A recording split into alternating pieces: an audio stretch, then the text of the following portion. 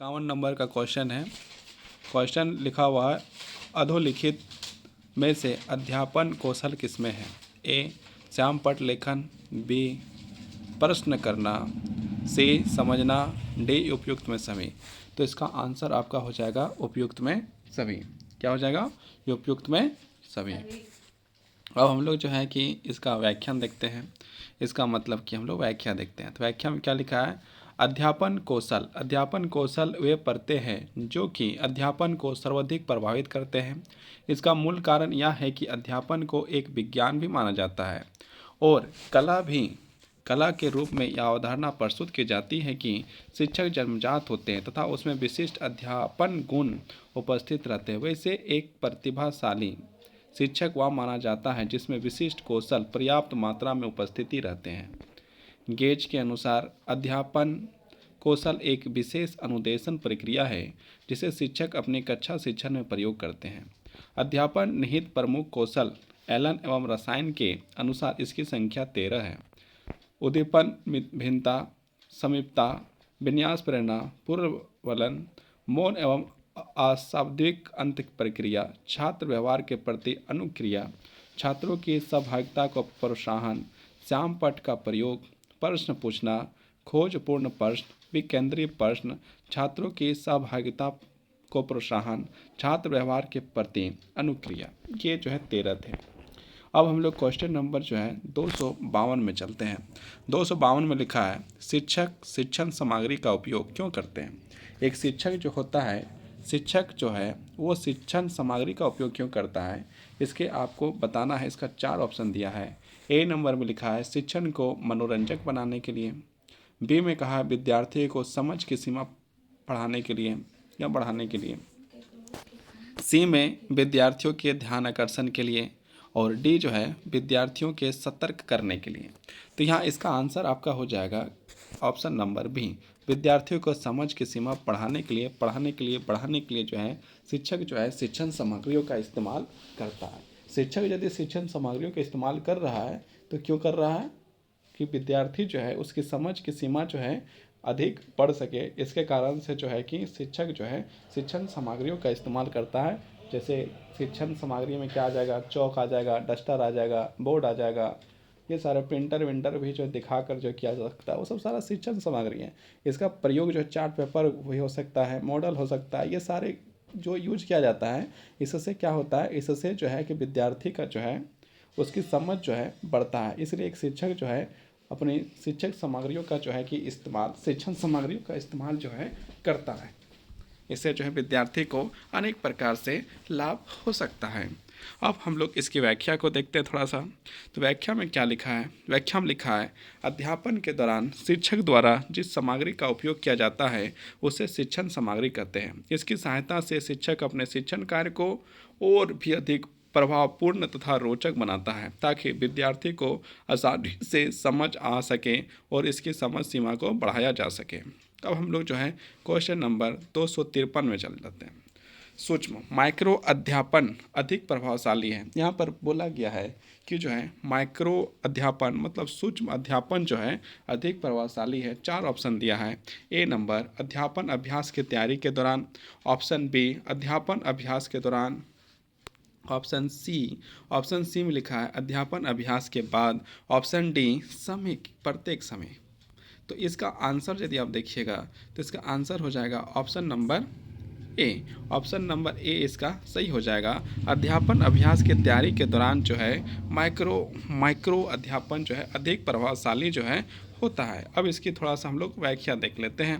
व्याख्या में क्या लिखा है? सूक्ष्म माइक्रो अध्यापन अभ्यास की तैयारी के दौरान अधिक प्रभावशाली है। भावी शिक्षकों की तैयारी के लिए उन्हें सूक्ष्म शिक्षण विधि के अवगत कराया जाता है। बीएड की पढ़ाई कर रहे छात्र छात्राओं के से पढ़ाने के तरीके बताए जाते हैं। सूक्ष्म विधि भी इस अभियान का एक अभिन्न अंग है। सूक्ष्म विधि द्वारा पढ़ाने से बच्चों को अधिक से अधिक गुणवत्ता का अनुभव होगा। आप जब बीएड कर रहे होंगे तब आपको पता होगा कि आपको उस समय जो है सूक्ष्म शिक्षण के बारे में, माइक्रो अध्ययन के बारे में आपको जो है बताया और समझाया गया होगा और आप जो है इसका प्रैक्टिस किए होंगे। अब हम लोग क्वेश्चन नंबर 254 में आगे हैं। 254 में पूछा जाता है प्रभावी शिक्षण सहायक सामग्री वह है जो, यहाँ पर बोला गया प्रभावी शिक्षण सहायक सामग्री वह है जो क्या है। ए नंबर रंग बिरंगी तथा देखने में अच्छी हो। बी नंबर में बोला गया है सभी ज्ञान इंद्रियों को सक्रिय करती हो, मतलब सारे ज्ञान इंद्रिया खोल देता है। सी नंबर सभी छात्रों को दिखाई देती हो। और डी नंबर बनाने तथा प्रयोग करने में आसान हो। तो इसका आंसर हो जाएगा ऑप्शन नंबर बी, सभी ज्ञान इंद्रियों को सक्रिय करती हो, है ना। अब हम लोग इसकी व्याख्या को देखते हैं। व्याख्या में क्या लिखा हुआ है। व्याख्या में लिखा है शिक्षण सहायक सामग्री चाहे वह प्रक्षेपी हो या अप्रक्षेपी वह प्रभावी तभी मानी जाएगी जब वह सभी ज्ञान इंद्रियों को सक्रिय करती हो। अब हम लोग क्वेश्चन नंबर 255 के ओर बढ़ गए हैं। 255 में क्या लिखा गया है। 255 में आपको मिलता है यहाँ पर निम्नलिखित में से क्या परिप्रेक्षित साधन में नहीं आता है। Option A overhead projector, option B blackboard, option C छाया क्षैतिज या ऑप्शन डी स्लाइड प्रोजेक्टर। तो इसका आंसर आपका हो जाएगा option B blackboard. Blackboard जो है ये जो है साधन में नहीं, परिप्रेक्षित साधन में नहीं आता है। इसका हम लोग यहाँ पर देखे हैं कि जो है कि अब यहाँ पर देखते हैं जो प्रक्षेपी साधन है और जो अप्रेक्षित संसाधन है वो जो है यहाँ पर हम लोग देख सकते हैं। यहाँ पर क्या है फिल्म स्ट्रिप, मूक चलचित्र, project, magic lantern, episcope, epidiascope, stereoscope, slide, ये सारे जो है प्रक्षेपी साधन है। मतलब ये सब से जो हम लोग को देख सकते हैं ये सारी चीज़ें।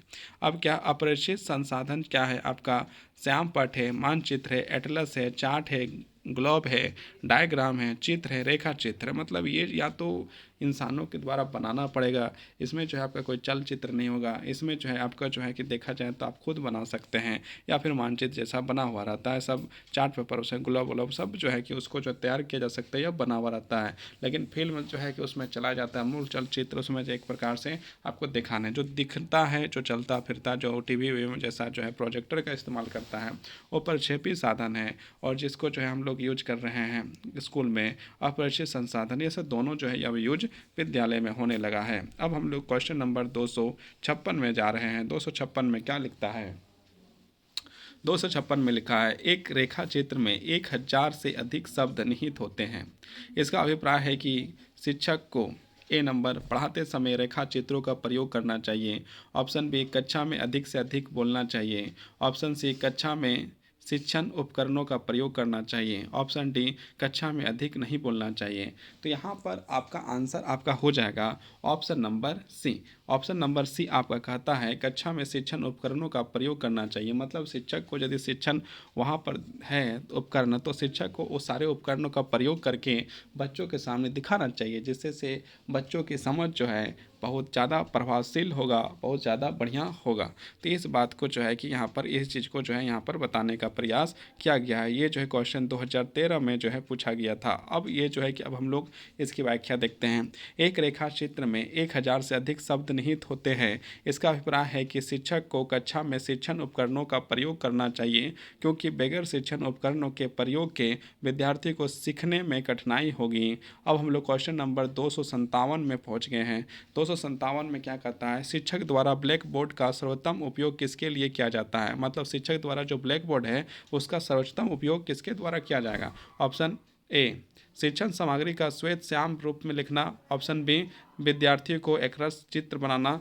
ऑप्शन सी महत्वपूर्ण तथ्य उल्लेखनीय बिंदु लिखना।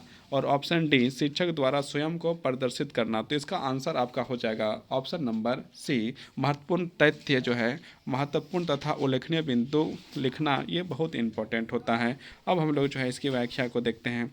व्याख्या में क्या लिखा है शिक्षक द्वारा ब्लैक बोर्ड का सर्वोत्तम उपयोग महत्वपूर्ण तथा उल्लेखनीय बिंदु को लिखने के लिए किया जाता है ना। और श्याम पट के प्रभावी उपयोग के लिए प्रत्येक शिक्षक को अपने से निम्नलिखित गुणों का विकास करना आवश्यक है। इसका जो है कि और देखा जाए तो श्याम पट पर साफ, सुंदर, बड़ा और स्वच्छ लिखें। मतलब जब भी आप जो है श्याम पट में मतलब ब्लैक बोर्ड में आप लिख रहे हैं तो क्या करना चाहिए, वहाँ पर साफ लिखना चाहिए, सुंदर लिखना चाहिए, है ना। मतलब श्याम पट में साफ, सुंदर और बड़ा। बड़ा इसलिए लिखना है क्योंकि पूरा क्लास आपका देख सके। सुंदर इसलिए लिखना है कि आपका जो है कि अनुकरण जो है विद्यार्थी कर रहा है, और साफ साफ लिखिएगा तो विद्यार्थी उस शब्द को जो है पढ़ पाएगा। इसलिए जो है श्याम पट में जो है साफ, सुंदर, बड़ा और स्वच्छ लिखने के लिए कहा जाता है।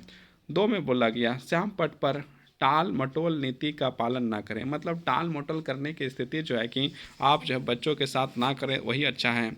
जो भी कार्य करें सुव्यवस्थित करें और शुद्ध करें। जो भी काम करना है आप जो है उसको अच्छा से करें और सुव्यवस्थित मतलब सही ढंग से करना है। और 4 में बोला है श्याम पट कार्य छात्रों के लिए अनुकरणीय एवं प्रशंसनीय होना अनिवार्य है।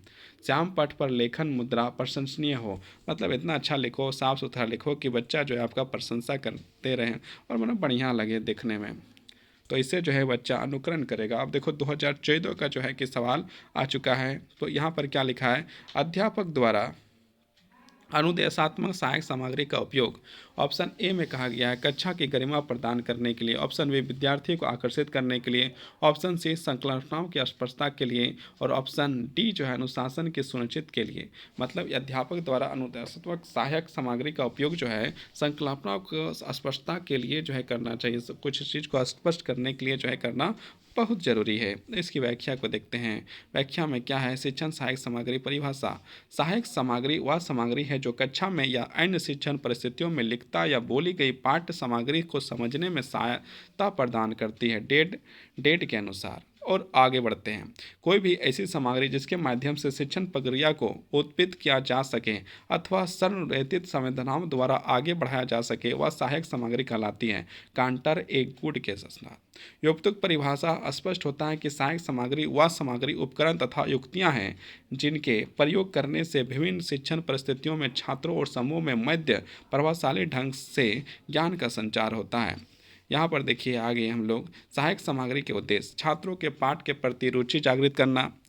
बी नंबर, बालकों में तथ्यात्मक सूचनाओं को रोचक ढंग से प्रस्तुत करना। मतलब जो भी तथ्यात्मक जानकारी है उसको जो है एक रोचक तरीके से जो है बच्चों को बताना, सिखाना और वहाँ पर जो है कि आपका शिक्षण सामग्री के माध्यम से उसको जो है कि सही ढंग से दिखाना। सीखने की गति में सुधार करना, और जो सीखने की जो गति है उसमें सुधार करने का काम करना है। छात्रों को अधिक क्रियाशील बनाना, और हम लोग को क्या करना है, एक शिक्षक को क्या करना चाहिए, छात्र को जो है अधिक से अधिक जो है क्रियाशील बनाने की कोशिश करना चाहिए। अभिरुचियों पर आशा अनुकूल प्रभाव डालना, और जो अभिरुचियाँ हैं उसे जो है आशा अनुकूल जो प्रभाव डालने का कार्य करना चाहिए। तीव्र एवं मंद बुद्धि छात्रों की योग्यता अनुसार शिक्षा देना। मतलब जो तीव्र और मंद बुद्धि है दोनों को जो साथ में लेकर और सही ढंग से लेकर इस तरह शिक्षा देना कि दोनों को जो बराबर सीख सके, आगे बढ़ सके, और कोई जो है अपने आप को छोटा ना समझे और जो है कि बहुत अच्छे तरीक़ा से पढ़ सके। और 7वां नंबर में बोला है जटिल विषयों को भी रस रूप में प्रस्तुत करना। मतलब जटिल चीज़ भी है उसको इतना सरल तरीके से बताना कि जो विद्यार्थी जो है कि उसको आसानी से सरलता पूर्वक क्या करें, समझ सकें। 8वां है बालक का ध्यान अध्ययन पाठ की ओर केंद्रित करना। और बालक का जो ध्यान है, अब जब इतना बढ़िया से पढ़ाइएगा तो बालक का ध्यान जो है अपने आप जो है कि कहाँ आ जाएगा, आपके पढ़ाई में आ जाएगा। और उसके बाद 9वां है अमूर्त पदार्थों को मूर्त रूप देना। और जो अमूर्त पदार्थ हैं उसको मूर्त रूप देकर जो है बालकों को समझाने का जो है प्रयास करना चाहिए। 10वां है बालकों की निरीक्षण शक्ति का विकास करना। और बालक का जो ऑब्जर्वेशन पावर है, जो निरीक्षण शक्ति है, उसको बढ़ाने का कार्य जो है आप एक शिक्षक को करना है। तो अब हम लोग आगे जो है कि 259 नंबर का जो है 259 में पहुंच गए हैं। तो यहाँ पर नीचे दिए गए एक अभिकथन ए के रूप में लिखित है, तो दूसरा उसके कारण आर के रूप में है। तो ये क्या लिखता है, ICT आधारित गैजेट में यथा उपलब्ध अध्ययन सहायता सामग्री का आशय अधिगम और अधिगम सामग्री के रुचि के अधिष्ठीकरण से है। आर बोलता है कारण अध्यापन संबंधी हर सार्थक सहायतक समर्थन अधिगम की परिस्थितियों और परिणामों के संवर्धन में उपयोगी होना चाहिए। तो यहाँ पर अब इसका जो है ऑप्शन आपको मिलेगा। तो यहाँ पर हम लोग ऑप्शन देखते हैं। उपयुक्त कथन के आलोक में नीचे दिए गए विकल्पों में से सबसे उपयुक्त उत्तर का चयन कीजिए। तो सबसे उपयुक्त उत्तर जो होगा उसको हम लोग को चयन करना है। यहाँ पर ऑप्शन नंबर ए में कहा गया है ए और आर दोनों सही है और आर ए का सही व्याख्या है। बी में कहा गया है ए और आर दोनों सही है लेकिन आर ए की सही व्याख्या नहीं है। सी में कहा गया है सी में कहा गया है ए सही है लेकिन आर सही नहीं है। डी में कहा गया है ए सही है लेकिन आर सही नहीं है। तो इसका आंसर आपका हो जाएगा option number A. Option number A इसका जो है कि सही आंसर हो जाएगा। और ऑप्शन नंबर ए में जो है क्या लिखा है, ए और आर दोनों सही है और ए आर सही व्याख्या करता है। ए जो है आर ए की सही व्याख्या भी करता है। अब इसकी व्याख्या को थोड़ा सा हम लोग देखते हैं। यहाँ पर ए नंबर में अभिकथन ICT आधारित गैजेट में यथा उपलब्ध अध्ययन सामग्री नहीं है, सहायता प्रणाली की आर से अधिगम और अधिगम सामग्री में रुचि में यथाशीकरण से है। सत्य है कि इस संदर्भ में दिया गया तर्क अध्यापन संबंधी हर सार्थक सहायता समर्थन अधिगम की परिस्थितियों और परिणामों के संवर्धन में उपयोगी होनी चाहिए भी सत्य है तथा दिया गया तर्क अभिकथन की सही व्याख्या करता है। अब हम लोग संस्थागत सुविधाएं को जो है पढ़ेंगे। तो यहाँ पर 260 नंबर का क्वेश्चन जो है यहाँ पर हम लोग देख रहे हैं, है ना। 260 नंबर के क्वेश्चन में क्या कहता है, ऐसे कृमित परिवेश की रचना करने वाली प्रक्रिया को क्या कहा जाता है। कृमित परिवेश का जो है रचना करने की प्रक्रिया को क्या कहा जाता है, जिसके भीतर संगत सूचना और आंकड़ों की उत्पत्ति की जा सके। ऑप्शन ए में लिखा है हस्तक्षेपी उपागम, ऑप्शन बी में लिखा है प्रायोगिक उपागम, ऑप्शन सी में कहा लिखा गया है अनुरूपता उपागम, ऑप्शन डी में लिखा गया है गुणात्मक उपागम। तो इसका आंसर हो जाएगा option number C. Option number C जो है अनुरूपता उपागम जो है कि आपका सही आंसर हो जाएगा। अब हम लोग इसका आंसर को जो है कि थोड़ा व्याख्या के रूप में देखते हैं। तो व्याख्या में क्या कहा गया है, अनुरूपता उपागम ऐसे कृमित परिवेश की रचना करने वाली प्रक्रिया है जिसके भीतर संगत सूचना और आंकड़ों की उत्पत्ति की जाती है या नियंत्रित परिस्थितियों में एक प्रणाली या उसके रूप प्रणाली है के गतिशील व्यवहार के अवलोकन की अनुमति देता है। इस उपागम में एक कृमित वातावरण का निर्माण शामिल है। अब हम लोग क्वेश्चन नंबर 261 में जाते हैं। 261 नंबर में लिखा है निम्नलिखित में से किन पर ध्यान केंद्रित करने वाले उपागमों को मुक्त अधिगम ओपन लर्निंग शब्द दर्शाता है। यहाँ पर आपका जो है कुट में आंसर देना है, इसलिए यहाँ पर ABCD करके लिखा हुआ है। तो यहाँ पर आप जो है कि इसको देखिए। ए में लिखा है शिक्षा व प्रशिक्षण के प्रावधान को पहुँच में लाना, ऑप्शन बी में लिखा है समय और स्थान की सीमाओं में शिक्षार्थियों को मुक्त करना, सी में लिखा है किसी विशिष्ट पाठचर्या के बिना अधिगम और मूल्यांकन, डी में लिखा है व्यक्तियों और शिक्षार्थियों समूह को लचीले अधिगम के अवसर प्रदान करना। तो यहाँ पर आपका जो है किसी शैक्षणिक भार के विद्यार्थियों को मुक्त करना, ये ए आपका फिर से आ गया, मतलब ये ए नहीं ये ई हो जाएगा। तो यहाँ पर देखिए क्या है, ऑप्शन ए नंबर में लिखा है ABD, बी में लिखा है ABE, या फिर जो है सी में जो है कि लिखा है सी ऑप्शन में AB और C, और डी में लिखा है आपका ACD। तो इसका आंसर आपका हो जाएगा, आंसर यदि देखिए तो इसका आंसर आपका क्या हो जाएगा, ऑप्शन नंबर ए जो है इसका सही आंसर हो जाएगा। ऑप्शन नंबर ए आपका सही आंसर हो जाएगा, मतलब A, B और D जो है आपका सही आंसर है। इसकी अब हम लोग थोड़ी सी व्याख्या देखते हैं। व्याख्या में क्या लिखा हुआ है, मुक्त अधिगम शब्द निम्न उपागमों को अपनाने की बात करता है। 1 नंबर शिक्षा और प्रशिक्षण के प्रावधान को पहुँच में लाना, 2 समय और स्थान की सीमाओं को शिक्षार्थियों को मुक्त करना, 3 व्यक्तियों और शिक्षार्थियों के समूह को लचीले अधिगम अवसर प्रदान करना। अब हम लोग क्वेश्चन नंबर 262 में जाते हैं, और 262 में लिखा है कक्षागत अंतक्रियाएं मुख्यतः किसके द्वारा प्रभावित होती है। ए नंबर छात्र प्रतिबद्धता, बी नंबर शिक्षक केंद्रित वातावरण, सी नंबर संगठनात्मक परिश्रम, और डी नंबर आंचलिक हस्तक्षेप। तो इसका आंसर आपका हो जाएगा ऑप्शन नंबर ए छात्र प्रतिबद्धता। अब हम लोग इसका जो है कि क्या करेंगे, व्याख्या करेंगे। तो व्याख्या देखते हैं व्याख्या में क्या लिखा हुआ है। तो व्याख्या में जब हम लोग ध्यानपूर्वक देखेंगे तो इसका लिखा है कक्षागत अंतक्रियाएं, कक्षागत मतलब कक्षा के अंदर, अंतक्रियाएं मुख्यतः छात्र प्रतिबद्धता द्वारा प्रभावित होता है। जब एक कक्षा के छात्र प्रतिबद्ध होते हैं तो उस कक्षा में अनुशासन व्यवस्था होता है, जिससे शिक्षण की अधिगम कार्य सुगमता पूर्वक होता है।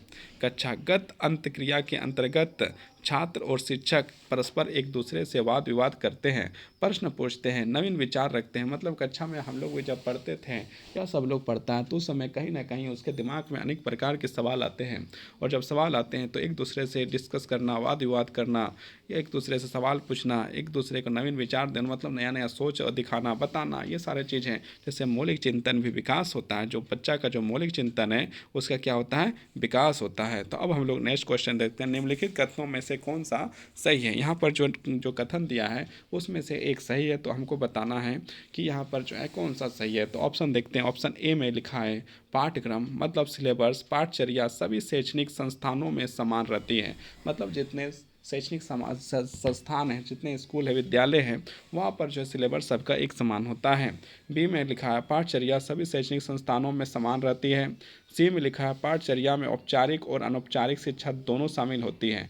डी में लिखा है पाठचर्या में मूल्यांकन के ढंग शामिल नहीं होते हैं। तो इसका आंसर आपका हो जाएगा ऑप्शन नंबर ए, पाठ्यक्रम सिलेबस पाठचर्या सभी शैक्षणिक संस्थानों में समान रहती है। तो इसका जो है ये जो पूछा गया था 2010 ईस्वी में। अब हम लोग यहाँ पर व्याख्या देखते हैं। व्याख्या क्या लिखा है? पाठ्यक्रम सिलेबस पाठचर्या का परिशिष्ट है। पाठ्यक्रम ही शिक्षा के लक्ष्य को प्राप्त करने में सहायक होते हैं। अलग अलग कक्षाओं में अलग अलग पाठ्यक्रम बनाए जाते हैं। पाठ्यक्रम ही किसी देश के विकास को निर्धारित करते हैं। बदलते हुए समय के साथ पाठ्यक्रम भी बदलते रहते हैं। पाठ्यक्रम जितने समय के लिए बनाया जाता है उतने ही समय में वह पाठ्यक्रम पूरा किया जाता है। उस समय के दौरान शिक्षक तथा छात्र क्रमशः अध्यापन तथा अधिगम में लगे रहते हैं। अब हम लोग जो है कि नेक्स्ट क्वेश्चन की ओर बढ़ते हैं। क्वेश्चन नंबर 264 में क्या लिखा है? शिक्षार्थियों में अधिगम शैली में अंतर में निम्नलिखित हो सकते हैं। तो क्या हो सकते हैं? ऑप्शन ए में क्या लिखा है? ऑप्शन ए में आपका लिखा है शिक्षार्थी की समाजीकरण प्रक्रिया। ऑप्शन बी परिवार की आर्थिक स्थिति। ऑप्शन सी विद्यार्थी द्वारा अपनाई गई सोचने विचारने की योजनाएं। ऑप्शन डी बच्चे का लालन पालन। तो इसका आंसर आपका हो जाएगा ऑप्शन नंबर सी, विद्यार्थी द्वारा अपनाई गई सोचने विचारने की योजनाएं। अब हम लोग नेक्स्ट क्वेश्चन की ओर पढ़ेंगे, उससे पहले इसकी थोड़ी सी व्याख्या भी देखेंगे। विद्यार्थियों द्वारा अपनाई नई सोचने विचारने की योजनाएं शिक्षार्थियों में अधिगम शैली में अंतर के कारण होते हैं। अधिगम का अर्थ सीखना जो ज्ञान प्राप्त करने, स्मरण करने तथा अनुभव को संगठित करता है। अधिगम का उद्देश्य ही छात्रों के व्यवहार में सकारात्मक परिवर्तन करना है। अब हम लोग क्वेश्चन नंबर 265 पहुँच गए हैं। यह है शैक्षणिक वातावरण एवं संस्थाएं। तो यहाँ पर हम लोग 265 नंबर का क्वेश्चन देखते हैं जो अभी कथन में दिया गया है। दो कथन दिए गए हैं, कथन 1 और कथन 2 हम लोग यहाँ पर दिया गया है। इसमें से हम लोग पूछा जाएगा सवाल। तो यहाँ पर देखते हैं क्या लिखा है अभी कथन 1 में। एक अधिगम संगठन में शिक्षकों का अधिगम उनका पेशेवर विकास और बालकों के अधिगम उसकी शिक्षा अपरिमेय रूप में परस्पर पूर्वक और परस्पर उल्लंघन करती है। कथन 2 में कहा है अंत व्यक्तित्व समझदारी भावनाओं और विचारों के आंतरिक जगत और उसके साथ नियंत्रण और जागरूकता पूर्ण कार्य की योग्यता के विकास को शामिल नहीं करती है। उपयुक्त कथनों के आलोक में नीचे दिए गए विकल्पों में से सही उत्तर का चयन कीजिए। तो यहाँ पर आपका जो है कि अब यहाँ पर आपका क्या दिया गया है? यहाँ पर आपके 4 ऑप्शन दिए गए हैं और 4 ऑप्शन में से आपका एक जो है कि आपका सही होगा। तो यहाँ पर कौन सा सही होगा उसको हम लोग यहाँ पर देखना है। तो यहाँ पर क्या लिखा है?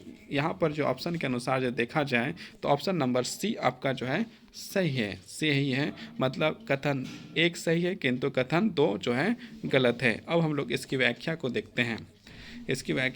व्याख्या में क्या लिखा है? कथन 1 सही है क्योंकि एक अधिगम संगठन में शिक्षकों का अधिगम उसकी कक्षा में निष्पादन पर आधारित है और शिक्षण अधिगम प्रक्रिया के माध्यम से वे खुद का विकास कर वे अपना पेशेवर विकास करते हैं। छात्रों का अधिगम और उनकी शिक्षा उनके शिक्षकों पर आधारित होती है और शिक्षक अपना पेशेवर विकास छात्रों की सहायता से करता है। कथन 2 गलत है क्योंकि यह अंत व्यक्तित्व समझदारी भावनाओं और विचारों के आंतरिक जगत और उसके साथ नियंत्रण और जागरूकता पूर्ण कार्य की योग्यता के विकास को शामिल करती है। अब हम लोग को यहाँ पर 2 लिस्ट दिया है मैचिंग का। तो मैचिंग जो है 1 और 2 हम लोग को जो है मिलाना है। सूची ए में दिया है नियोजन व ध्यान केंद्रित करना। बी में लिखा है इसी में ए वाला में सूची में का बी में लिखा है संगठित और स्मरण करना। उसके बाद सी में लिखा है बोधन और डी में लिखा है संज्ञात्मक। इधर जो आपका सूची 2 में लिखा है उदाहरण बनाना। 2 में लिखा है आत्म प्रश्न और आत्मा परिश्रम। 3 में लिखा है लक्ष्य व समय सारणी निर्धारण और 4 में लिखा है स्मारक और प्रतिवाली प्रयोग। तो यहाँ पर आपका आंसर जब देखिएगा तो आंसर के आपका जो है ऑप्शन नंबर सी जो है सही हो जाएगा। इसको हम लोग व्याख्या में जो है कि अच्छी तरह से समझने का प्रयास करेंगे। तो इसका मिलान करते हैं। नियोजन व ध्यान केंद्रित जो है आपका लक्ष्य और समय सारणी पर हो जाएगा, मैचिंग हो जाएगा। संगठित और स्मरण करना मतलब स्मारक और का प्रयोग हो जाएगा। उसके बाद बोधन जो है आपका उदाहरण बनाना हो जाएगा। संज्ञात्मक जो है आत्मप्रश्न व आत्म प्रशिक्षण हो जाएगा। मतलब आपका आंसर जो है कि सी जो है सही हो जाएगा। अब हम लोग क्वेश्चन नंबर 267 करते हैं, मतलब 267।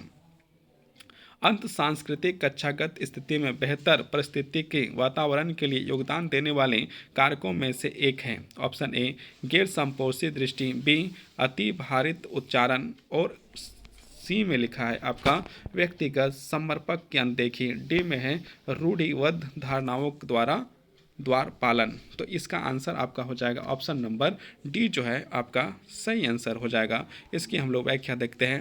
अंतर सांस्कृतिक कक्षागत पर्यावरण के तौर पर विभिन्न प्रकार के संस्कृति से जुड़े हुए लोगों का या विद्यार्थियों का एक कक्षा में उपस्थिति होना तथा विभिन्न क्रियाओं में आपसी सहयोग करना अंतर सांस्कृतिक कक्षागत स्थिति में बेहतर परिस्थितियों में वातावरण के लिए योगदान देने वाले कारकों में रूढ़िबद्ध धारणाओं का द्वार पालन का एक प्रमुख कारण है।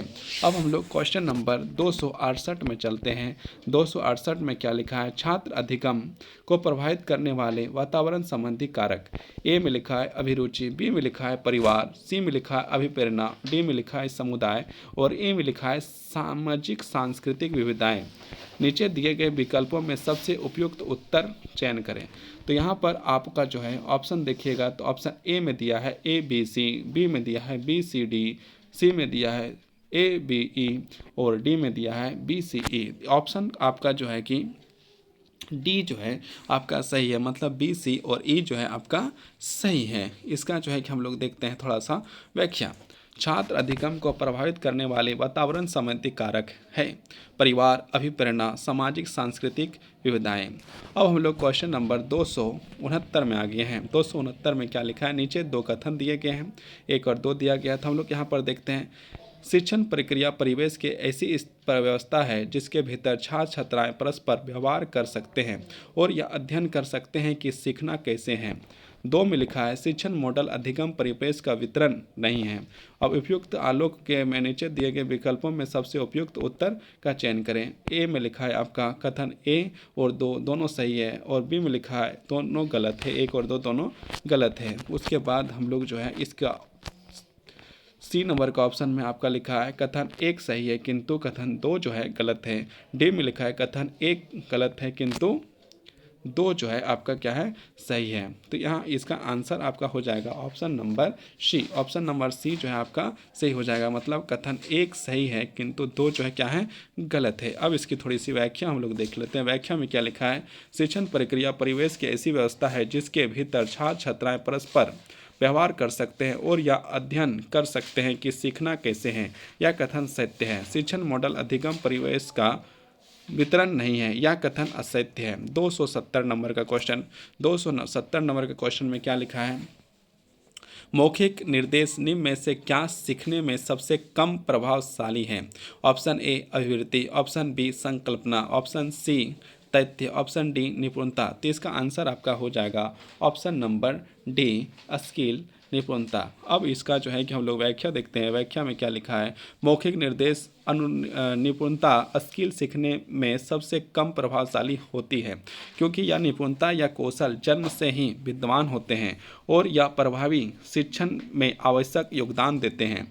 अब हम लोग क्वेश्चन नंबर 271 में आ गए हैं। 271 में क्या लिखा है?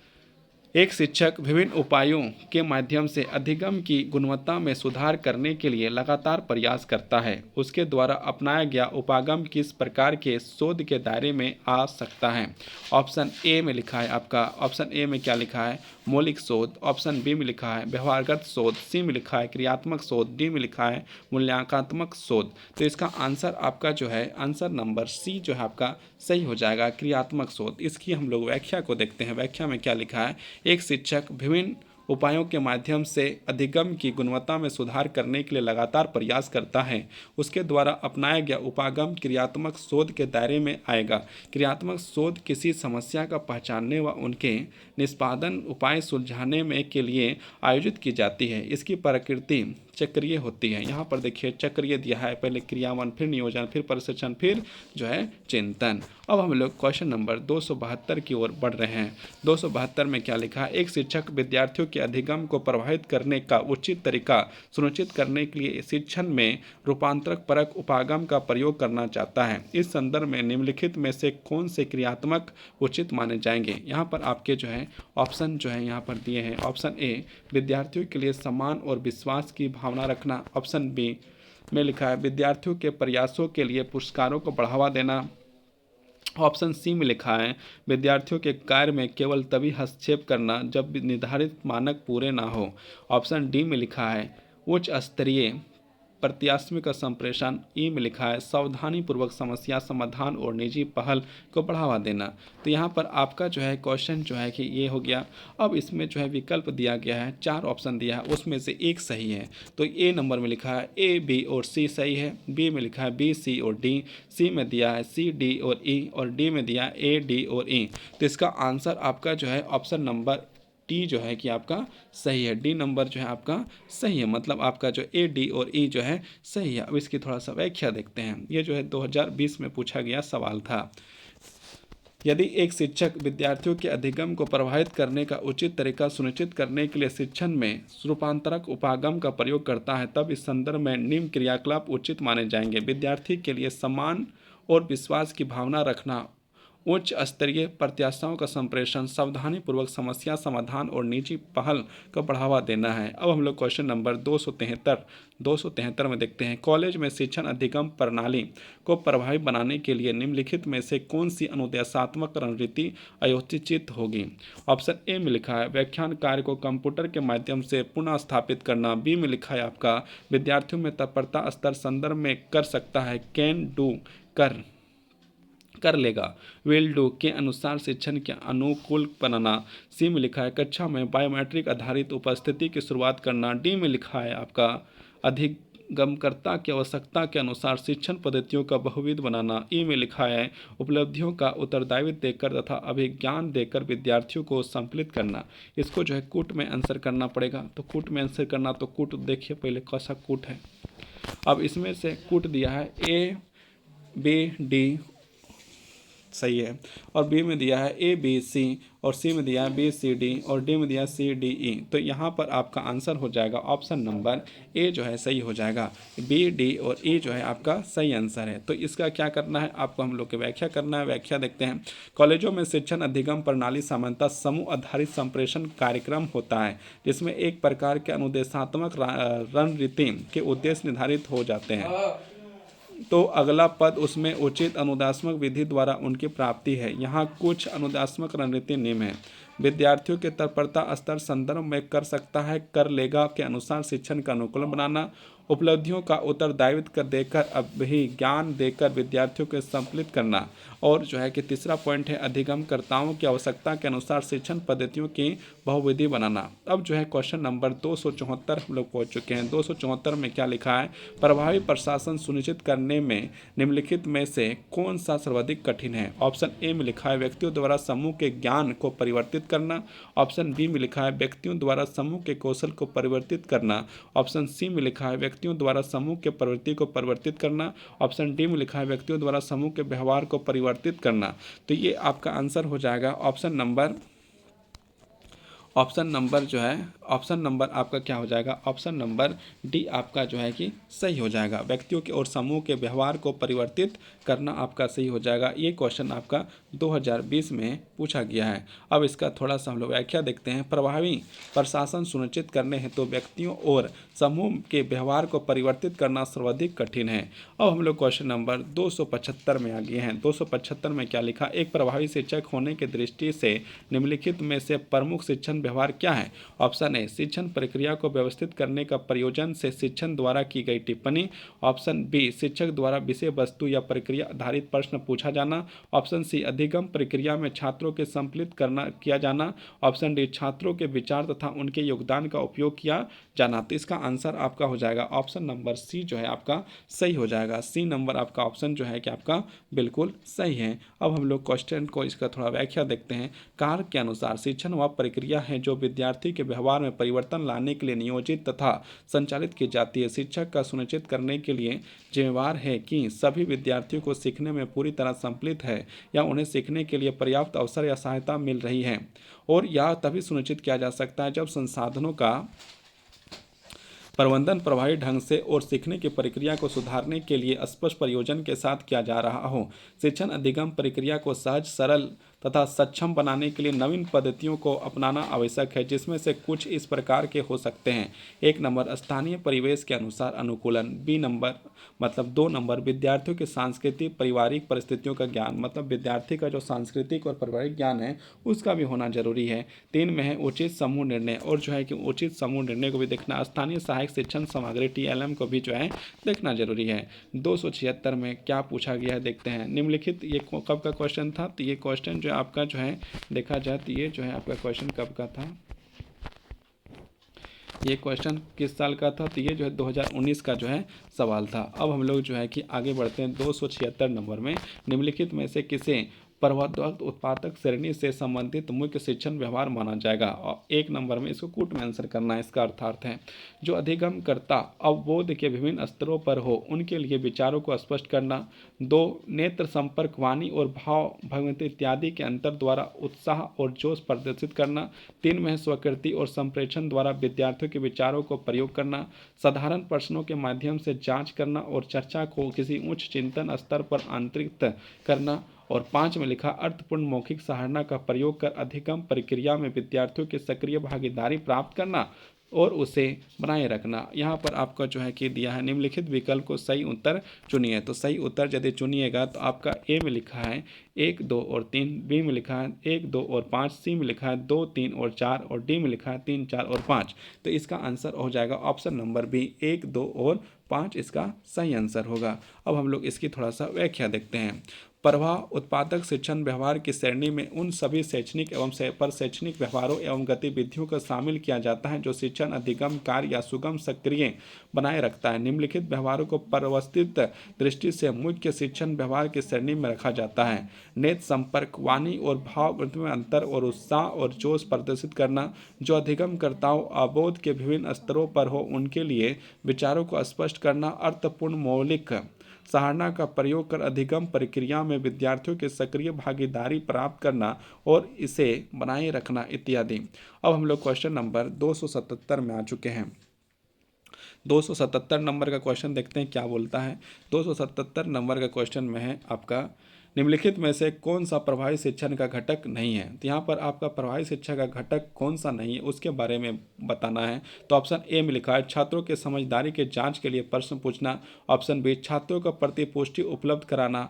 ऑप्शन सी सीखने में लगने वाली समय विधि के बारे में लचीलापन। डी छात्रों के व्यवहार की प्रतीकात्मक। तो इसका आंसर आपका हो जाएगा ऑप्शन नंबर डी आपका सही हो जाएगा। छात्रों के व्यवहार में प्रतीकात्मकता जो है आपका सही आंसर होगा। इसका हम लोग अब थोड़ा व्याख्या देखते हैं। छात्र के व्यवहार में प्रतीकात्मक प्रभावी शिक्षण का घटक नहीं है। प्रभावी शिक्षण एक ऐसी शिक्षण तकनीकी है जो शिक्षार्थियों के व्यवहार में सकारात्मक परिवर्तन लाने के लिए नियोजित और संचालित की जाती है। प्रभावी शिक्षण के घटक निम्नलिखित है। छात्रों की समझदारी के जांच के लिए प्रश्न पूछना। 2 नंबर छात्रों के प्रतिपुष्टि उपलब्ध कराना। 3 सीखने में लगने वाली समय विधि के बारे में लचीलापन का होना। और आगे हम लोग और बढ़ते हैं, आगे देखते हैं।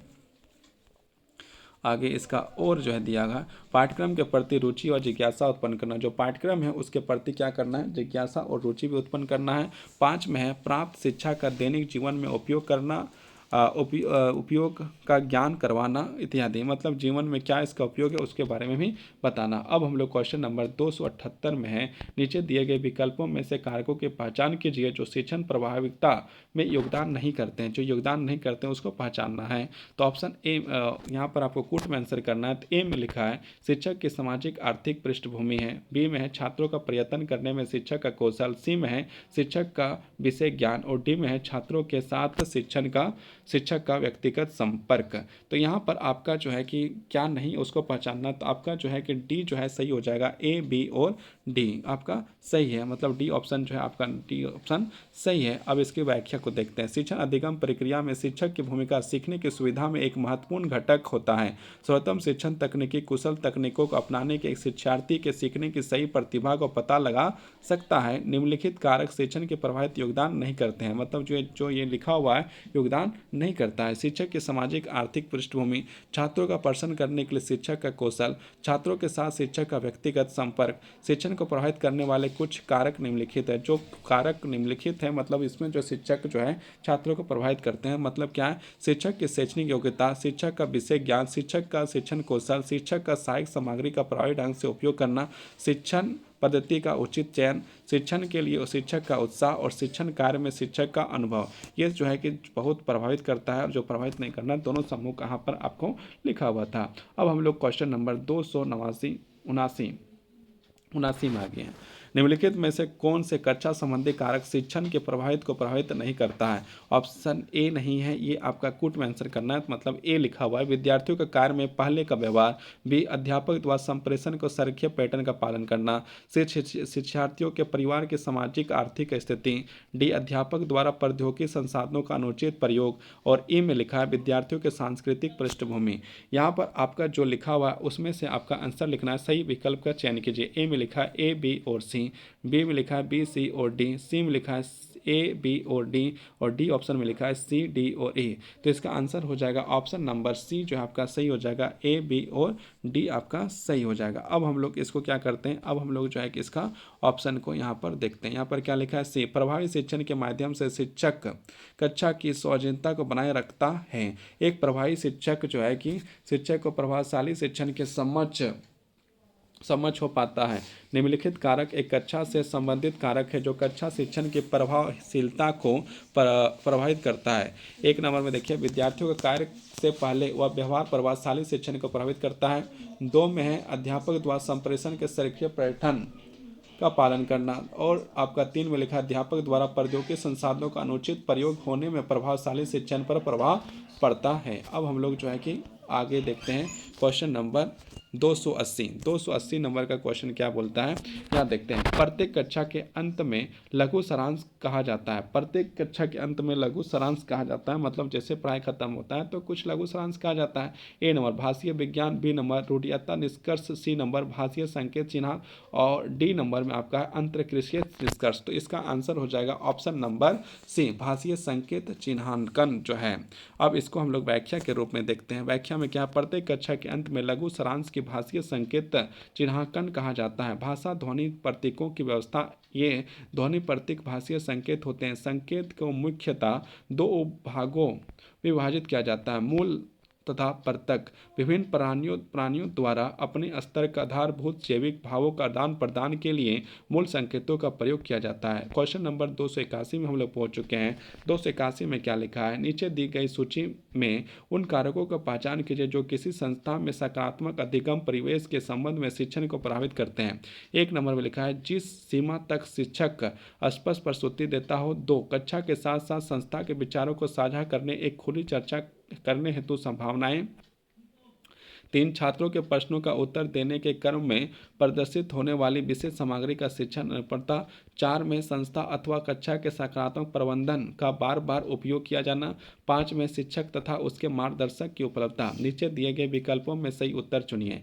यहाँ पर आपको विकल्प चुनना है, तो विकल्प जो है ए नंबर में लिखा है 1 और 3, बी में लिखा है 2 और 3, सी में लिखा है 4 और 5, और डी में लिखा है 2 और 4। तो इसका आंसर आपका हो जाएगा ऑप्शन नंबर डी जो है आपका सही है। 2 और 4 जो है बिल्कुल सही है। अब इसकी व्याख्या को हम लोग देखते हैं। व्याख्या में क्या लिखा है, कक्षा के भौतिक परिवेश तथा सामाजिक एवं भावनात्मक परिवेश विद्यार्थियों के अधिगम का उल्लेखनीय प्रभाव डालता है। शिक्षण की गतिविधियां उस समय सर्वाधिक प्रेरणादायक होती है जब वे विद्यार्थियों को या तो समस्या का व्यवहारिक रूप से अन्वेषण करने के लिए जोड़ते हैं या समस्या के समाधान के लिए द्वारा चिंतन के कौशलों को विकसित करने के लिए सक्रिय रूप से जोड़ते हैं। किसी संस्था के सकारात्मक अधिगम परिवेश के संबंध में शिक्षण को प्रभावित करने वाले कारक निम्नलिखित हैं। 1 नंबर कक्षा के साथ साथ संस्था के विचारों को साझा करने में एवं खुली चर्चा करने हेतु संभावनाएं। दो, संस्था अथवा कक्षा के सकारात्मक प्रबंधन का बार बार उपयोग किया जाना। 3 में कक्षा एवं संख्या के समावेशी परिवेश के रूप में विकसित करना। अब जो है क्वेश्चन नंबर हम लोग 282 में आ चुके हैं। 282 में क्या लिखा है, शिक्षण में चर्चा पद्धति को प्रभावित रूप से आयोजित करने के लिए निम्नलिखित शर्तों को पूरा होना चाहिए। 1 में लिखा है विषय सरल हो, 2 विषय पहले से ही घोषित हो, 3 विषय सामान्य रूप से रुचि का हो, 4 एक से अधिक शिक्षक की आवश्यकता, 5 सहभागियों की भाषा की सहजता और 6 में है कार्योत्तर अध्ययन। ए ऑप्शन में लिखा 1 और 3 और 5, बी में लिखा 1, 2 और 3, सी में लिखा 1, 2 और 5, डी में लिखा 3, 4 और 5। इसका जो है कि सही आंसर हम लोग यहाँ पर जो होगा वो सही आंसर क्या होगा, यहाँ पर हम लोग देखते हैं। तो इसका सही आंसर हो जाएगा option number A. Option number A जो है आपका सही है, मतलब कूट में जो आंसर करना है उसमें आपका ऑप्शन नंबर ए जो है सही है, मतलब 2, 3 और 5 इसका सही आंसर है। अब इसकी हम लोग सही व्याख्या जो है कि देखते हैं, सही व्याख्या क्या होता है इसको हम लोग यहाँ पर देखेंगे। तो व्याख्या में क्या लिखा हुआ है, तो व्याख्या में लिखा है शिक्षण की चर्चा पद्धति सोच एवं संचार की शक्ति को प्रभावित करती है, जिसके परिणाम स्वरूप उच्च स्तर के संज्ञात्मक और प्रभावशाली स्वरूप को विकास होता है। शिक्षण कार्य में प्रयुक्त यह विधि एक लोकतंत्रीय शिक्षण रणनीति होती है, जिसमें छात्रों द्वारा शिक्षक के बीच एक विषय के बारे में परस्पर मौखिक वार्तालाप होती है। यह विधि मुख्यतः गणित, संगीत, कला और नृत्य को छोड़कर से सभी विषयों का शिक्षण के अनुकूल होती है। शिक्षण में चर्चा पद्धति को प्रभावशाली रूप से आयोजित करने के लिए निम्नलिखित शर्तों के पूरा किया जाना अनिवार्य है। चर्चा का विषय पहले से ही घोषित है। चर्चा का विषय सामान्य रुचि का होना चाहिए। सहभागिता की भाषा सहजतापूर्ण होनी चाहिए। अब क्या है कि हम लोग क्वेश्चन नंबर 283 में पहुंच गए। 283 में क्या लिखा है, कक्षा में किसी विशिष्ट प्रयोक्ता के लिए तैयार की गई विषय वस्तु का परिणाम होगा ऑप्शन ए। ऑप्शन ए में क्या लिखा है, ऑप्शन ए में देखिए तो आपका ऑप्शन ए में जो है कि आपका लिखा हुआ है व्यक्तिगत विकास। ऑप्शन ए में क्या है आपका व्यक्तिगत विकास। ऑप्शन बी में है विषय वस्तु, ऑप्शन ए में आपका है व्यक्तिगत विकास। उसके बाद बी में है आपका विषय वस्तु परिशोधन, सी में है व्यक्तिकरण, डी में है समान अकादमी एकीकरण। तो इसका आंसर हो जाएगा ऑप्शन नंबर सी जो है व्यक्तिकरण जो है आपका सही आंसर हो जाए। इसकी व्याख्या हम लोग यहाँ पर देखते हैं, व्याख्या में क्या लिखा हुआ है। तो व्याख्या में है आपका व्यक्तिकरण का या व्यक्तिपरकता अंतर्गत कक्षा में किसी विशिष्ट प्रयोक्ता के विषय वस्तु का तैयार किया जाता है। दूसरे शब्दों में जब किसी कक्षा में विशेष किसी व्यक्ति विशेष से संबंधित प्रयोग हैं तो विषय वस्तु का चयन किया जाता है, तो इसके परिणाम स्वरूप व्यक्तिकरण का बढ़ावा मिलता है। अब हम लोग क्वेश्चन नंबर 284 में आ गए हैं। 284 में क्या लिखा है, कक्षा के साथी समूह अंत क्रिया PR ग्रुप इंटरएक्शन में किसमें मदद मिलती है। ए अवधारणा के संबोधन में, बी अपनी गलतफहमी के महसूस करने में, सी संपर्क निर्माण में, या फिर प्रश्न पूछने में। तो इसका आंसर आपका जो है कि देखना है, आंसर आपका ऑप्शन नंबर ए जो है आपका सही हो जाएगा। ऑप्शन नंबर ए अवधारणा के अवबोधन में। अब इसकी व्याख्या को हम लोग देखते हैं। व्याख्या में क्या लिखा है, कक्षा में साथी समूह अंतक्रिया PR ग्रुप इंटरएक्शन के अवधारणा के अवबोध में मदद मिलती है। जब कक्षा में छात्र एकत्रित होकर परस्पर एक दूसरे से प्रश्न पूछने जवाब देने की क्रिया करते हैं तो इससे उनके अंदर ज्ञान की समझ बढ़ती है और किसी बिंदु पर अपनी एक धारण बनाने में सफल होते हैं। मतलब क्या है कि जब एक दूसरे से सवाल पूछा जाता है तो उसमें कुछ ना कुछ तो नया निकल कर आता ही है, तो एक दूसरे का ज्ञान जो है वृद्धिकरण होता है, मन बढ़ता है। अब 285 नंबर का क्वेश्चन हम लोग कर रहे हैं। 285 में क्या, शिक्षण की प्रभावशीलता का निर्णय करने में निम्नलिखित में से किन बिंदुओं पर विचार किया जाता है। यहाँ पर आपका कूट में आंसर करना है, मतलब 1 नंबर में है सभी विषयों में विद्यार्थियों को प्राप्तक अंक, 2 शिक्षण उद्देश्यों के प्राप्ति का स्तर, 3 सीखने के विद्यार्थियों द्वारा लिया जाने वाला समय, 4 शिक्षण में अध्यापक द्वारा प्रयोग में लाया जाने वाला संसाधन और 5 में कक्षा में विद्यार्थियों की उपस्थिति का नियमितता। तो यहाँ पर आपका नीचे दिए गए विकल्पों में सही चयन करना है। ऑप्शन ए में लिखा 1, 2 और 3, बी में लिखा 1, 2 और 4, सी में लिखा है 3, 4 और 5, डी में लिखा है 2, 3 और 4। तो इसका आंसर आप देखिए, आंसर जो है आपका क्या होगा, तो आंसर आपका जो है आंसर जो आपका क्या हो जाएगा, और आंसर आपका जो है कि सही जो है आपका डी जो है कि आपका सही हो जाएगा। डी नंबर आपका जो है कि सही आंसर हो जाएगा, मतलब 2, 3 और 4 जो है इसका सही आंसर है। अब हम लोग आगे जो है कि इसका बढ़ते हैं और आगे बढ़ते हैं और इसको थोड़ा विश्लेषण देखते हैं। शिक्षण की प्रभावशीलता का निर्णय करने के अंकुरित तथ्यों पर विचार किया जाता है। तो क्या विचार किया जाता है, शिक्षण उद्देश्यों की प्राप्ति का स्तर, सीखने के विद्यार्थी द्वारा लिया जाने वाला समय, शिक्षण में अध्यापक द्वारा प्रयोग में लाए जाने होने वाला संसाधन। अब हम लोग 286 नंबर का क्वेश्चन नंबर में पहुंच चुके हैं। 286 नंबर के क्वेश्चन में क्या कहता है, अब उसको देखते हैं। 286 में क्या है, कक्षा संरचना फीस वाला श्रेणी के संदर्भ में निम्नलिखित में से कौन सा कथन सही है। तो यहाँ कौन सा कथन सही है उसका आंसर हम लोग को यहाँ पर करना है। तो यहाँ पर हम लोग का देखिए ऑप्शन नंबर 1 में लिखा है, छात्र सी आकार की रचना में बैठते हैं और शिक्षक केंद्र में होता है। बी नंबर, छात्रों की छोटी बेंच में इर्द गिर्द बिठाया जाता है ताकि लघु समूह चर्चा कर सकें। सी नंबर, कुछ छात्र कक्षा के बीच एक घेरे के पास पास बैठते हैं जबकि शेष छात्र समूह चर्चा का अवलोकन करने के लिए थोड़ा पीछे खड़े रहते हैं। डी नंबर आपका, छात्र क्षैतिज पंक्तियों में बैठते हैं ताकि वे साथ एक दूसरे को देख सकें, लेकिन इससे समूह चर्चा का संभव नहीं हो पाता है। तो इसका आंसर आपका हो जाएगा ऑप्शन नंबर सी जो है आपका जो है कि सही हो जाएगा। ऑप्शन नंबर सी जो आपका सही हो जाएगा। अब हम लोग क्वेश्चन नंबर आगे बढ़ते हैं। क्वेश्चन नंबर जो है कि हम लोग आगे बढ़ेंगे। इसका जो है कि सही आंसर आपका हो गया सी। अब इसका जो है कि पर थोड़ा सा व्याख्या को हम लोग देखेंगे। इसकी व्याख्या जब देखेंगे तो समझ में आएगा कि इसमें क्या है ना।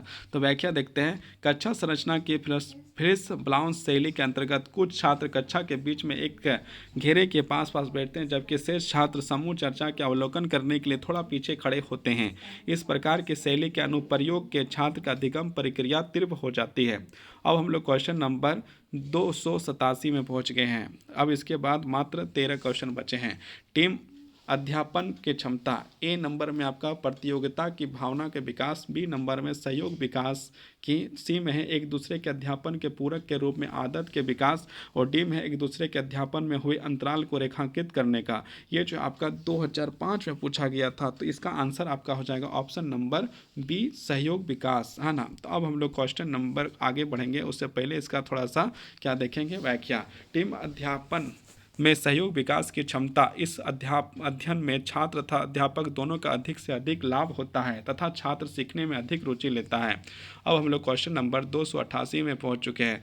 288 में क्या लिखा है, 288 में हम लोग देखते हैं तो क्या लिखा है। 288 में क्वेश्चन नंबर में जो हम लोग लिखा, एक प्रभावी कक्षा कक्ष के वातावरण का मूल वक्तव्य है। ए नंबर, शिक्षण सामग्री का विविधता, बी में है शिक्षक छात्रों के संजीव अंतक्रिया, सी में है संपूर्ण शांति, और डी में है सख्त कठोर अनुशासन। तो इसका आंसर हो जाएगा ऑप्शन नंबर बी जो है शिक्षक छात्रों के सजीव अंतक्रिया। मतलब एक दूसरे से जब बच्चा और जो है कि शिक्षक, मतलब शिक्षक और जो है कि बालक जब मिलते हैं तो उसे जो है एक ऐसा वातावरण प्रवेश करना चाहिए जिससे जो है एक दोनों जो है आनंदित होकर पढ़ सकें। ए प्रभावी कक्षा कक्ष के वातावरण का मूल तत्व है शिक्षक छात्रों के संजीव अंतक्रिया। संजीव अंतक्रिया का तात्पर्य है अध्यापक द्वारा छात्रों में कक्षा में पढ़ाए गए पाठों से प्रश्न पूछना, छात्रों द्वारा प्रश्न का उत्तर ना दे पाने या ठीक से यदि बच्चा जो है उत्तर नहीं दे पाता है तो वो सारा चीज़ है। तो मतलब कि आपका क्या है कि बच्चा को सवाल पूछना है, दे पाने की स्थिति में पुनः बताना कि इस प्रकार छात्रों द्वारा अध्यापक से प्रश्न पूछना, और जो प्रश्न नहीं समझ में आता है उसको अध्यापक से दोबारा पूछना, तथा अन्य क्रियाएं शिक्षक छात्रों की सजीव अंत क्रिया है। अब 289 नंबर का क्वेश्चन आ चुका है। 289 में लिखा हुआ है, मान ले कि एक विद्यार्थी अपनी समस्या को अपने अध्यापक के साथ बांटना चाहता है या बांटना चाहता है, जो उसके लिए वह अध्यापक के घर जाता है। तो अध्यापक को मतलब क्या है, एक जो है समस्या है विद्यार्थी का, और वो विद्यार्थी जो अपने शिक्षक को बताना चाहता है, और बताने के लिए जो है शिक्षक के घर जो है विद्यार्थी पहुंच जाता है और अपनी समस्याओं को जो है विद्यार्थी रखता है। तो एक शिक्षक को उस समय क्या करना चाहिए उसके बारे में यहाँ पर सवाल पूछा है। तो क्या करना चाहिए, ऑप्शन ए में लिखा है विद्यार्थियों के माता पिता से संपर्क करके उसकी समस्या का समाधान करना चाहिए। 2 में उसे बताएं कि उसके घर कभी ना आए, मतलब क्या शिक्षक को बोल देना चाहिए मेरा घर अब तुमको कभी आने की जरूरत नहीं है। सी में है उसे बताएं कि प्रधानाध्यापक से मिले और समस्या का हल करें, और डी में है उसे युक्ति संगत सहायता दे और उसके मनोबल को प्रोत्साहित करें। तो यही आंसर आपका जो ऑप्शन नंबर डी जो है आपका सही हो जाएगा। ये जो है 2011 में पूछा गया सवाल है। अब इसकी थोड़ा व्याख्या थी। जब एक विद्यार्थी अपनी समस्याओं को अपने अध्यापक के साथ बांटना चाहता है और उसके लिए वह अध्यापक के घर जाता है, तो अध्यापक को चाहिए कि वह उसे युक्ति संगत सहायता दे और उसके मनोबल को प्रोत्साहित करे। ऐसा करने से विद्यार्थी का मन उत्पन्न निराशा भाव जो है समाप्त हो जाता है और वह अपने लक्ष्य की ओर अग्रसर हो सकता है। मतलब कि जो है जो उसकी भावना में जो निराशा है दूर हो सकता है। अब क्वेश्चन नंबर 290 में हम लोग आ चुके हैं। यदि आपको सामान्य विद्यार्थियों के साथ साथ दृष्टिहीन विद्यार्थियों को पढ़ाने का अवसर मिले तो आप कक्षा में किस प्रकार उसके साथ व्यवहार करना चाहेंगे। मतलब एक ऐसा विद्यार्थी जिसको आंख से दिखाई नहीं देता है तो आप जो है कि क्या करिएगा। ऑप्शन ए, अतिरिक्त ध्यान नहीं देना क्योंकि अधिकांश को हानि उठानी पड़ सकती है। ऑप्शन बी, कक्षा में सहानुभूति में उसकी देखरेख करना। सी, आप सोचेंगे कि अंधापन उनका भाग्य है और इसलिए आप कुछ नहीं कर सकते हैं। डी नंबर, आगे की पंक्ति में सीट की व्यवस्था करना और उसके लिए सुविधाजनक गति से पढ़ाने की कोशिश करना। मतलब ऐसा पढ़ाना कि जो उसको भी लाभ दे। मतलब क्वेश्चन नंबर डी आपका जो है कि सही हो जाएगा। ये क्वेश्चन आपका जो है कि 2012 में पूछा गया था। इसका थोड़ा सा अब हम लोग व्याख्या देखते हैं। समान विद्यार्थी के साथ साथ दृष्टिहीन विद्यार्थी को पढ़ाने का अवसर मिलने पर उस दृष्टिहीन विद्यार्थी को आगे की पंक्ति में सीट की व्यवस्था करना और उसके लिए सुविधाजनक गति से पढ़ाने की कोशिश करना चाहिए। ऐसा करने से उस विद्यार्थी का पूर्ण समझ आएगा और अध्यापक भी उसे पूर्ण ध्यान देगा। यदि वह पीछे बैठता है तो वह हो सकता है कि उसे अध्यापक की आवाज़ ना सुनाई दे और अध्यापक भी उस पर ध्यान नहीं दे पाता। अब हम लोग क्वेश्चन नंबर 291 में पहुंच गए हैं। 291 में क्या लिखा हुआ है। 291 में बोलता है, 291 नंबर का क्वेश्चन में जो है हम लोग यहाँ पर देखते हैं तो 291 में लिखा है, प्राथमिक विद्यालय के स्तर पर अधिकतर शिक्षक महिलाएं होनी चाहिए क्योंकि वे, मतलब यहाँ पर लिखा है प्राथमिक स्तर के जो शिक्षा है उसमें जो है कि अधिकतम जो है कि महिला ही होने चाहिए क्योंकि ए नंबर, बच्चों के पुरुषों से बेहतर पढ़ा सकता है। बच्चों को जो है महिला शिक्षक जो पुरुष शिक्षक से ज़्यादा अच्छा पढ़ा सकते हैं। बी नंबर, पुरुषों से बेहतर मूल विषय वस्तु जानकारी होता है। मतलब जो पुरुष शिक्षक होते हैं उससे ज़्यादा जानकारी महिला टीचर को होता है। ऑप्शन सी, कम वेतन पर उपलब्ध हो जाती है। मतलब जो महिला शिक्षक है वो कम पैसा में जो काम करती है। और डी, बच्चों से प्यार और हंसने के व्यवहार कर सकती है। और डी नंबर ही आपका सही हो जाएगा कि वो जो है कि बच्चों से प्यार और हंसने कर सकती है। पुरुष टीचर भी करता है, ऐसा बात नहीं है। ये 2013 का क्वेश्चन है। डी नंबर इसका जो ऑप्शन सही हो जाएगा। और इसकी व्याख्या को देखते हैं। प्राथमिक विद्यालय के स्तर पर अधिकतर शिक्षक महिला होनी चाहिए क्योंकि वे बच्चों से प्यार और स्नेह से व्यवहार कर सकती है। बच्चों को प्यार और स्नेह द्वारा ही सिखाया जा सकता है जबकि पुरुष शिक्षक ऐसा नहीं कर पाते हैं, इसलिए बच्चे उनसे डरते रहते हैं और जो उन्हें आता है वह भय के कारण नहीं बता पाते हैं। अब हम लोग जो है कि नेक्स्ट क्वेश्चन की ओर बढ़ते हैं। 292 नंबर का क्वेश्चन। 292 नंबर क्वेश्चन क्या है। शिक्षक जब अपने विद्यार्थी के साथ संप्रेषण करता है तो हर जगह महत्वपूर्ण होता है। ए, सहानुभूति। बी, तदनुभूति। सी, उदासीनता। और डी जो है विषय। तो इसका आंसर हो जाएगा आपका नंबर बी सही होता, तद अनुभूति। अब जो है इसका थोड़ा सा व्याख्या देखते हैं। शिक्षक जब अपने विद्यार्थी के साथ संप्रेषण करता है मतलब बातचीत करता है तो तद अनुभूति महत्वपूर्ण होता है। तद अनुभूति के तात्पर्य दूसरे की भावनाओं के प्रति अपनी सामूहिक अनुक्रिया करना जो दूसरे के व्यक्ति की भावना का सम्मान हो। अब हम लोग जो है कि नेक्स्ट क्वेश्चन की ओर बढ़ते हैं और क्वेश्चन नंबर 293 की ओर पहुंच जाते हैं। व्याख्यान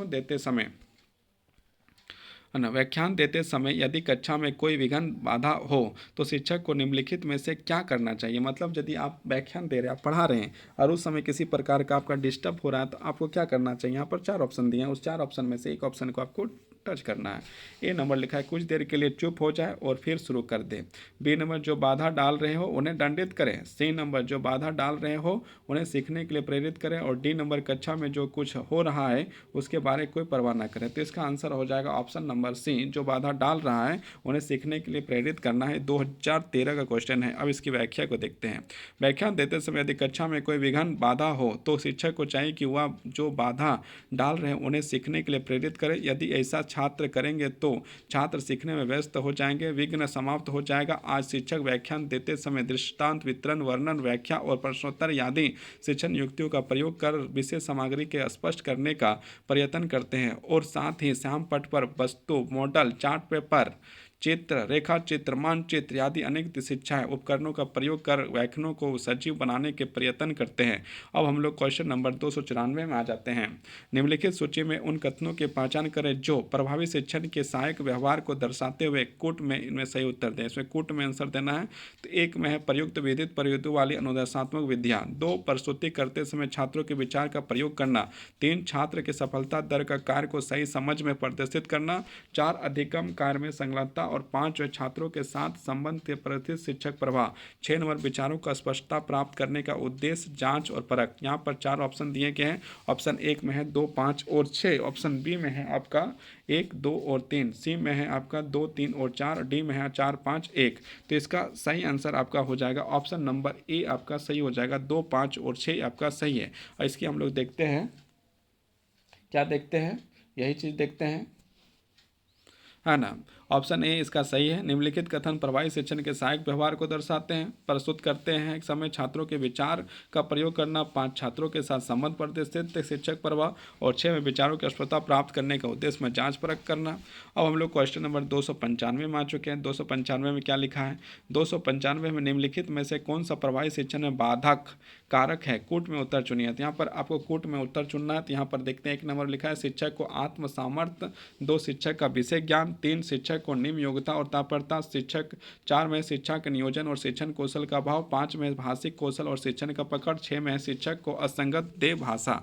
अब यहाँ पर हम लोग जो है क्या करेंगे, इसको जो है कूट में आंसर देना। तो कूट के अनुसार आपका आंसर जो है ऑप्शन नंबर ए सही हो जाएगा। 3, 4 और 6 आपका सही है। निम्नलिखित कूट प्रभावी शिक्षण के बाधक हैं। मतलब क्या बाधक है, शिक्षक को निम्न योग्यता और तत्परता, 4 में शिक्षक का नियोजन और शिक्षण में कौशल का अभाव, और 6 में शिक्षक की असंगत देह भाषा।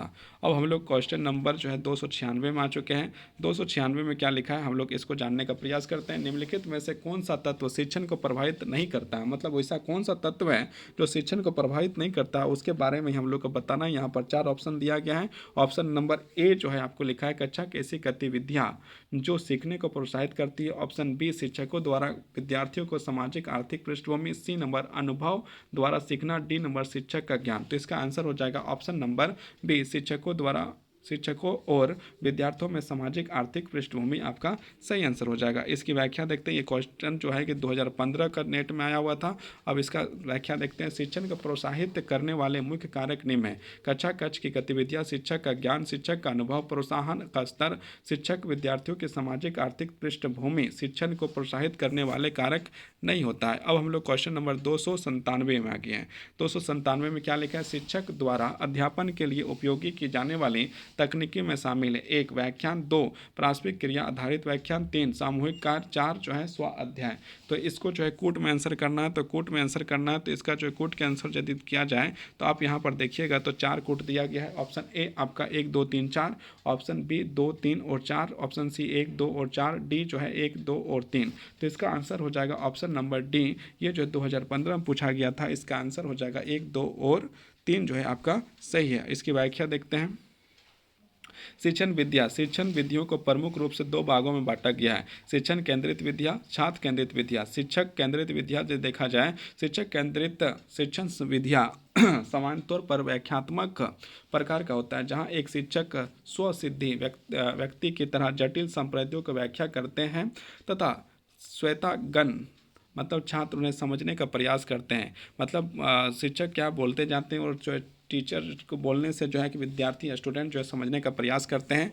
यहाँ पर शिक्षक का प्रायः अपने 3 कर्तव्यों का निर्भर करते हैं। 1 नंबर छात्रों को संप्रदायों की जानकारी प्रदान करना, 2 छात्रों के संप्रदायों का स्मृति कराना, 3 छात्रों को सूचनाओं को पुनर्वहन कराना। और छात्र केंद्रित में क्या है, छात्र केंद्रित विधियाँ में छात्र केंद्रित विधियों द्वारा छात्रों की आवश्यकता, अपेक्षाओं, योग्यताओं एवं रुचियों के अनुरूप संगठित की जाती हैं।